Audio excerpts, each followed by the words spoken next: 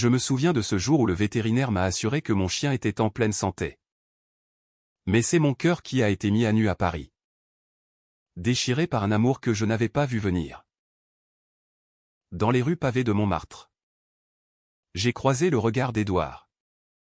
Un regard qui promettait l'éternité mais cachait des ombres que seul le temps révélerait.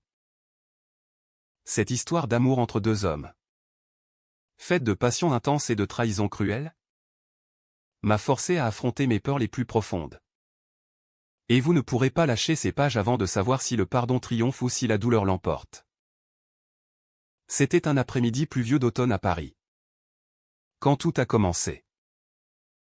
J'étais Mathie, un jeune architecte de 28 ans.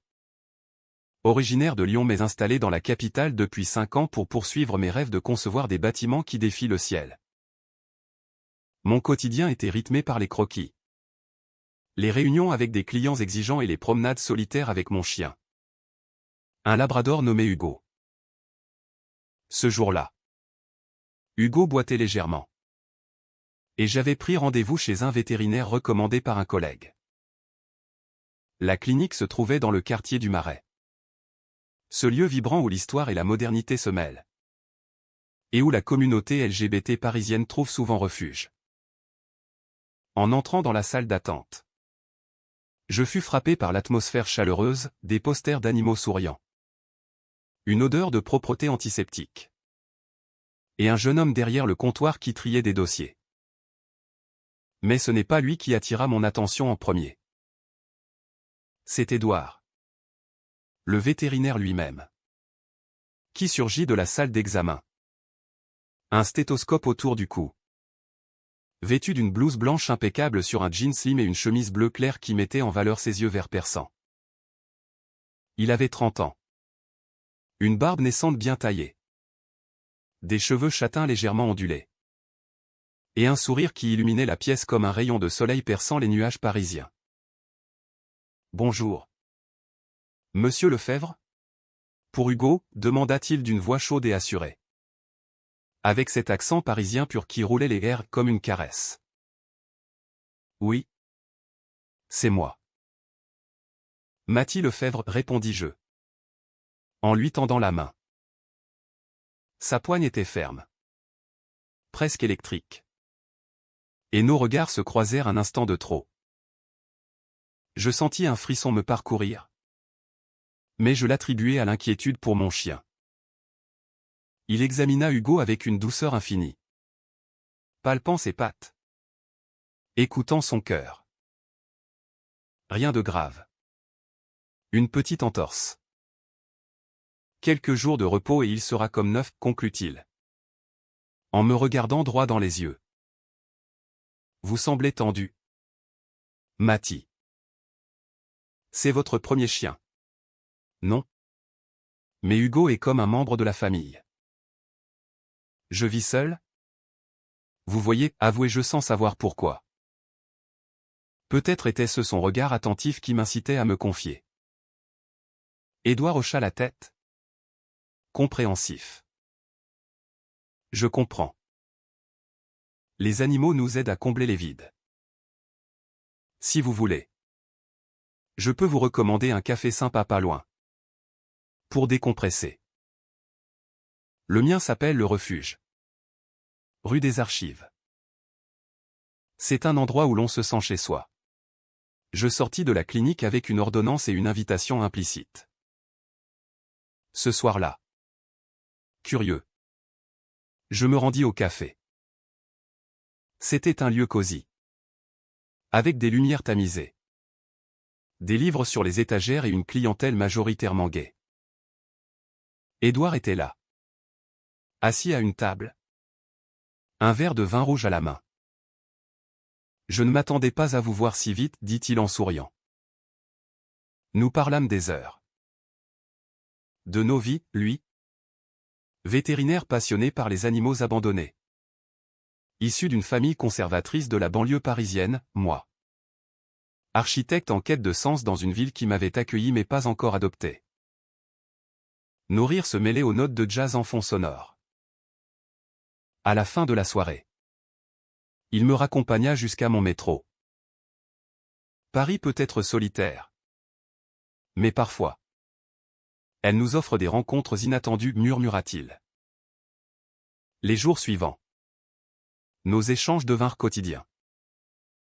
Des messages. Des cafés.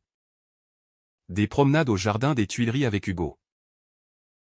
Édouard me fit découvrir les secrets de Paris, les passages couverts. Les boulangeries artisanales. Les expositions au Louvre. Notre amitié se transforma en quelque chose de plus profond. Un soir, sous la pluie battante, près de la Seine, il m'embrassa. Ses lèvres étaient douces. Son étreinte protectrice.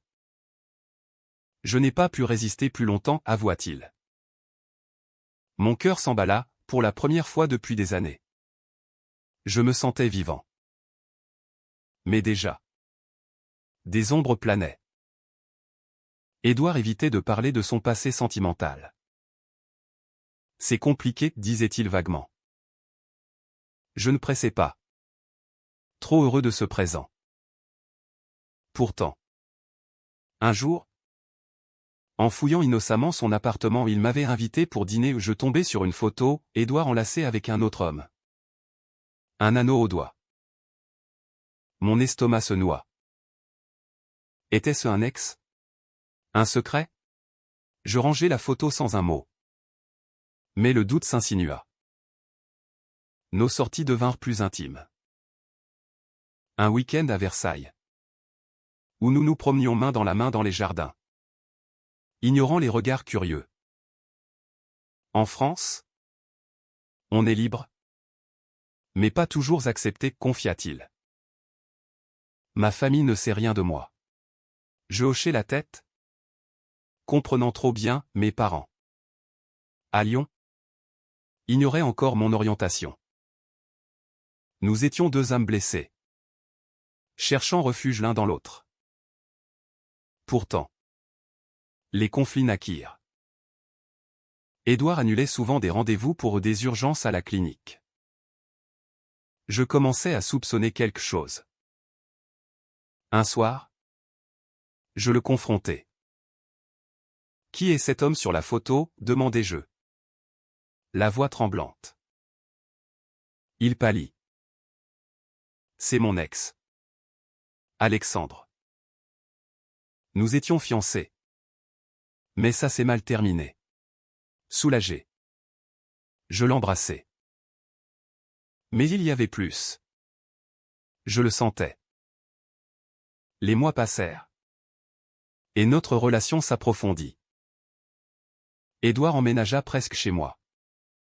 Dans mon petit appartement du 5e arrondissement. Avec vue sur les toits de Paris. Hugo l'adorait. Dormant à ses pieds. Nous cuisinions ensemble, des coques au vin. Des tartes aux pommes. Riant de nos maladresses. Tu es mon encre. Mathie, me disait-il souvent. Ses yeux verts brillants d'émotion. Mais les fissures apparurent.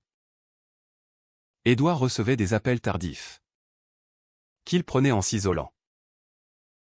C'est la famille, expliquait-il. Je faisais confiance. Mais le doute grandissait. Un jour, lors d'une exposition au centre Pompidou, nous croisâmes un ami commun. Julien. Édouard. Toujours avec Alexandre, lança-t-il innocemment. Édouard rougit. Balbutia une excuse. Rentrez chez nous. Je explosai. Alexandre? Tu m'as dit que c'était fini. Ça l'est. Julien n'est pas au courant, répliqua-t-il. Défensif. Nous nous disputâmes violemment. Des mots durs fusèrent, trahison. Mensonge. Il partit en claquant la porte. Seul avec Hugo. Je pleurais. Me sentant idiot d'avoir cru en cet amour. Le lendemain, il revint avec des fleurs ou des roses rouges. Symbole d'amour passionné en France. Pardonne-moi. Mathie. Alexandre et moi. C'était une erreur. Il est marié maintenant. Mais il me harcèle parfois. Choqué. Je l'écoutais raconter, Alexandre. Un avocat influent. L'avait quitté pour une femme par pression familiale. Mais revenait sporadiquement. Profitant de la vulnérabilité d'Édouard. Pourquoi ne pas me l'avoir dit, demandai-je. Blessé. J'avais peur de te perdre. Nous nous réconciliâmes dans une étreinte émue. Mais le poison du doute persistait. Notre vie reprit. Plus intense. Des voyages à la Côte d'Azur. Où nous marchions sur les plages de Nice. Main dans la main. Ignorant les regards hostiles de certains passants.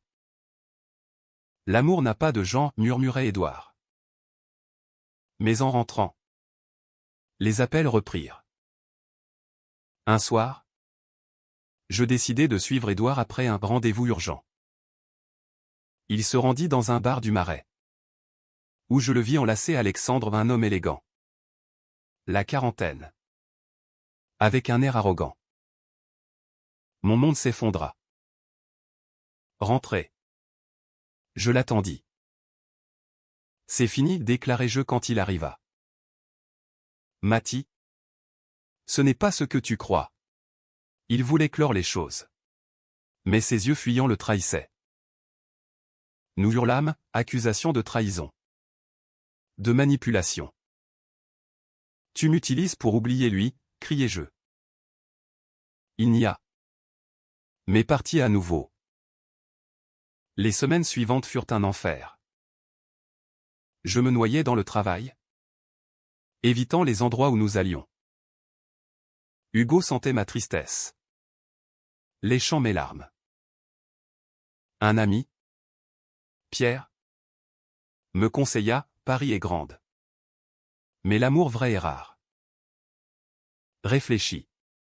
Je repensais à nos moments, les pique-niques au bois de Boulogne. Les discussions philosophiques sur Sartre et l'existence. Nos rêves partagés d'une vie ensemble.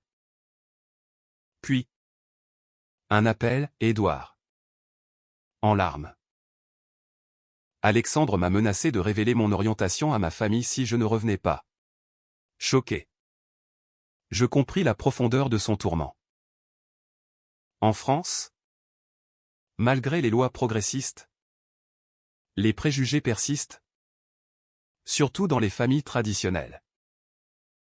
Viens, dis-je. Nous nous retrouvâmes au Pont des Arts.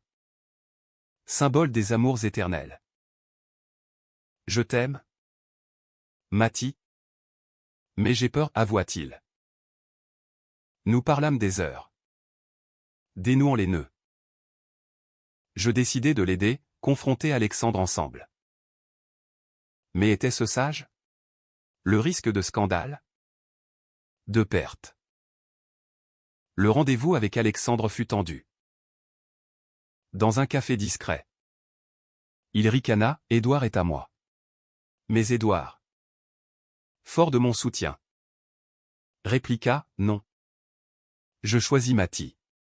Alexandre partit furieux, promettant vengeance. Soulagé. Nous rentrâmes. Notre amour semblait renforcé. Pourtant, des rumeurs circulèrent, à la clinique. Des clients murmuraient sur Édouard. Sa famille appela. Suspicieuse. Qu'est-ce qui se passe? Demanda sa mère. Édouard paniqua. Je ne suis pas prêt à leur dire. Je compris. Mais cela me blessa. Étais-je un secret? Les conflits intérieurs s'intensifièrent. Un soir, il annonça, je dois partir quelques jours. Chez mes parents à Versailles. Inquiet. Je le laissai aller. Pendant son absence, je reçus un message anonyme, une photo d'Édouard et Alexandre. Récent. Mon cœur se brisa. Était-ce une manipulation? Ou la vérité? Le doute me rongeait comme un acide. Je passais des nuits blanches, fixant le plafond de mon appartement. Hugo blotti contre moi. Paris. Cette ville des lumières me semblait soudain obscure, pleine de pièges. Je repensais à notre première rencontre. À ce vétérinaire qui avait soigné non seulement mon chien mais aussi mon âme solitaire. Était-ce tout un mensonge? Quand Édouard revint, je le confrontai avec la photo. C'est Alexandre qui l'envoie pour nous séparer, s'exclama-t-il.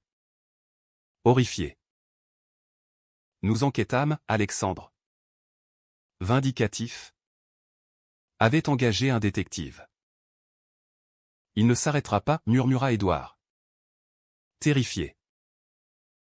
Nous décidâmes de porter plainte. Au commissariat du Marais. Un officier compréhensif nota nos déclarations. En France, le harcèlement est puni, assura-t-il. Mais le processus était lent.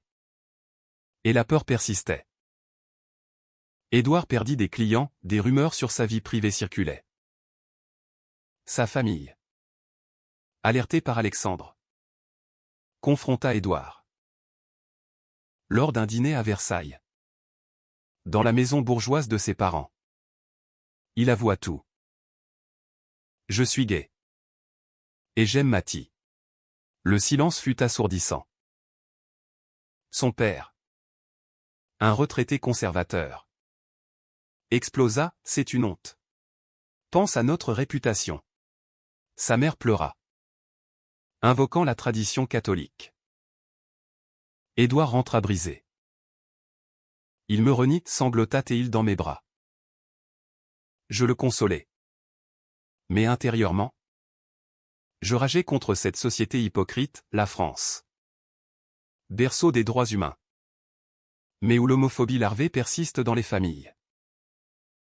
Notre relation, forgée dans l'adversité, devint plus profonde. Nous participâmes à des manifestations pour les droits LGBT. Comme la marche des fiertés. Main dans la main. Sous les arcs-en-ciel. Nous crions pour la liberté. C'est pour nous. Et pour les autres, disais-je. Mais un nouveau choc, Édouard tomba malade. Un cancer? Diagnostiqué tardivement. C'est le stress, dit le médecin. Mon monde s'effondra.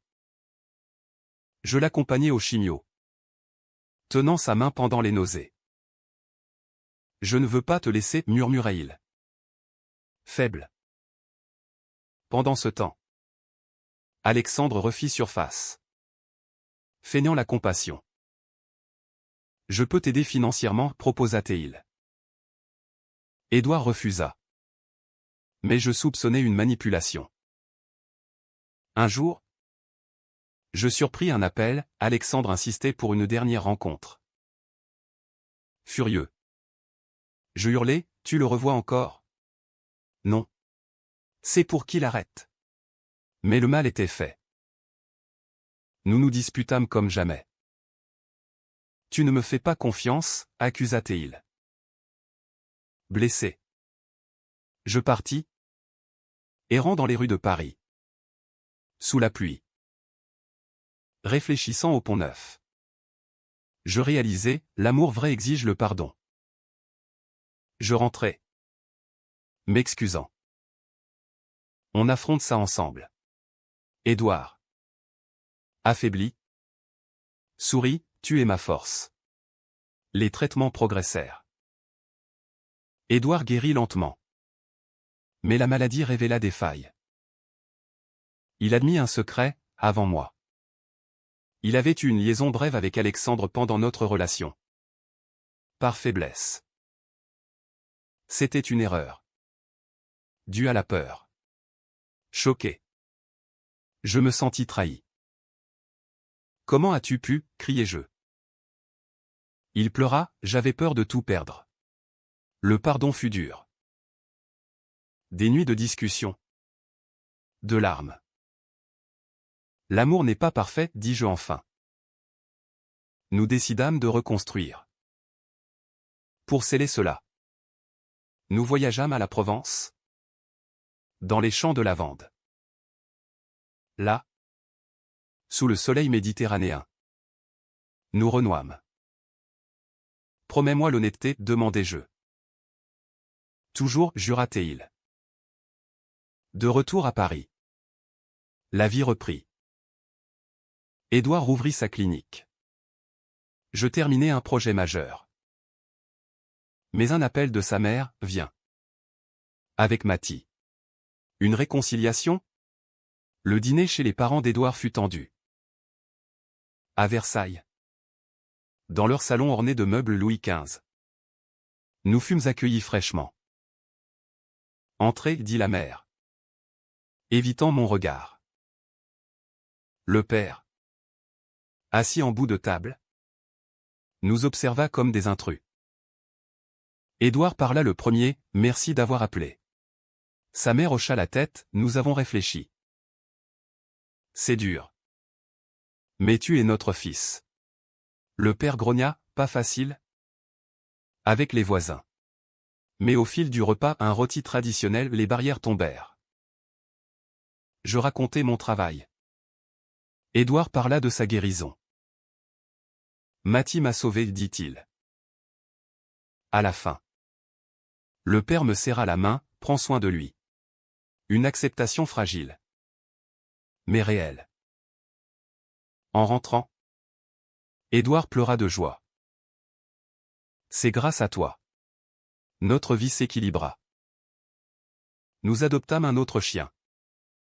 Une femelle nommée Lola. Pour agrandir la famille. Des soirées avec des amis LGBT. Des débats sur l'égalité.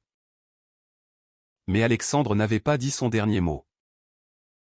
Il envoya une lettre anonyme à mon employeur. Révélant ma relation. Espérant me discréditer. Mon patron. Progressiste. Rit, Paris est moderne.